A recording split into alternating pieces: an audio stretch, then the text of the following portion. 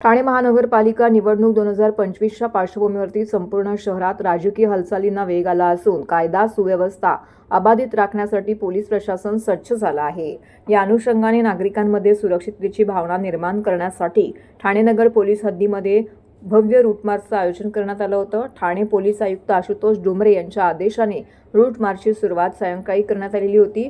ठाणे नगर police स्थानकापासून या route मार्चची सुरुवात झाली। गोल्ड सिनेमा, माटे चौक, अशोक टॉकीज, दत्त मंदिर, सिडको बस स्टॉप, ठाणा कॉलेज, दादोजी कोंडदेव स्टेडियम, महागिरी, हवा मंजिल, पोलीस स्कूल्स, खारकरआळी, महाजनवाडी हॉल, जांभळी नाका, कोपिनेश्वर मंदिर यांसह हा रूट मार्च पुन्हा ठाणे नगर पोलीस स्थानकामध्ये समाप्त झाला। या रूट मार्चमध्ये नौपाडा विभागाचे सहाय्यक पोलीस आयुक्त संभाजी जाधव, वरिष्ठ पोलीस निरीक्षक भगत चौधरी, वरिष्ठ पोलीस निरीक्षक भारत चौधरी, पोलीस निरीक्षक प्रताप भोसले, पोलीस निरीक्षक द्वारका डोके यांच्यासह आरसीपी प्लाटूनचे 1+10, एसआरपीएफ प्लाटूनचे 1 ते 15 अंमलदार, ठाणे नगर पोलीस ठाण्याचे 8 अधिकारी, 40 अंमलदार सहभागी झाले होते। एकूण 10 अधिकारी आणि 75 अंमलदार या रूट मार्चमध्ये उपस्थित होते।